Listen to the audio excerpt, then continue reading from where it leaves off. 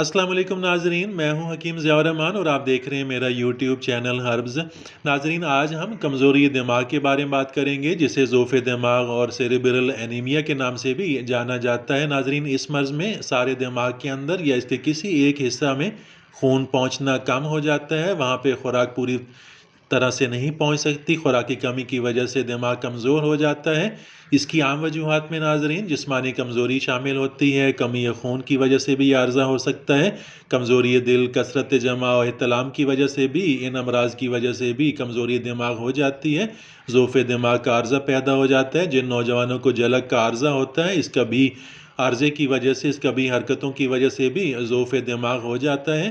دائمی نزلہ، دماغی شرائن میں رکاوٹ وغیرہ بھی اس کی وجہ بن سکتی ہیں، جن کی وجہ سے دماغ میں خون رک رک کر پہنچتا ہے، یا دماغ میں رسولی کا پیدا ہو جانا بھی اس کی وجہ بن سکتا ہے۔ ان وجوہات کی وجہ سے بھی ضعف دماغ سیریبرل اینیمیا کی بیماری ہو جاتی ہے۔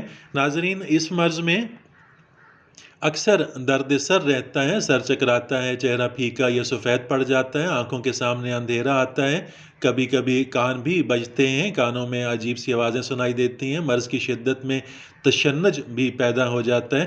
ناظرین، اس مرض میں آنکھوں کی پتلیاں پھیل جاتی ہیں اور مریض دیوانوں کی سی حرکتیں کرتا ہے اور بے ہوش ہو جاتا ہے۔ یہ مرض دماغ کی کمزوری کی وجہ سے بے ہوشی تک پہنچ جاتا ہے۔ بے ہوشی کی حالت میں ضروری ہے کہ فوراً ہی مریض کو آرام سے بستر پر لٹائیں اور اسے طب یونانی کے مطابق جو ہمارا نسخہ ہوتا ہے، اس میں ہم چونا اور نوشادر ان دونوں کا ہم وزن ایک شیشی میں ڈال کر قدرے نمی دے کر اس کو سنگھاتے ہیں، تو اس کو سنگھانے سے مریض بہت جلد ہوش میں آ جاتا ہے۔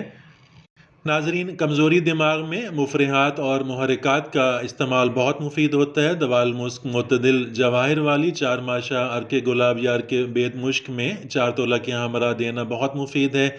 اس مرض کے لیے بہت ضروری ہے کہ اصل سبب کو جانا جائے۔ اگر خون کی کمی ہو تو خون کو پیدا کرنے والی دوائیں اور غذائیں استعمال کی جائیں۔ عزیز ناظرین، کمزوری جگر کے اندر استعمال کرائی جانے والی دوائیاں اس مرض کے اندر بھی بہت مفید ہیں۔ سر و جسم پر روغن بادام کی مالش بہت مفید ہے۔ اگر تو کثرت میلاب کی وجہ سے کمزوری دماغ ہو تو مقوی اشیاء دی جاتی ہیں اور میلاب سے پرہیز کرایا جاتا ہے۔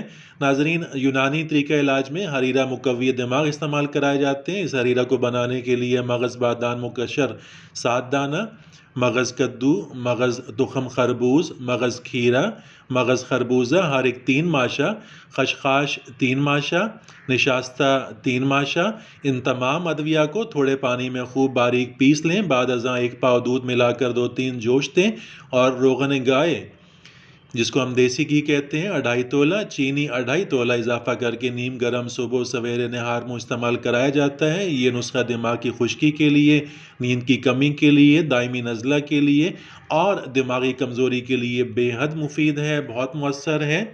ناظرین، اس کے ساتھ ہی اجازت چاہتا ہوں، ملتے ہیں اگلی ویڈیو میں، تب تک کے لیے اللہ حافظ۔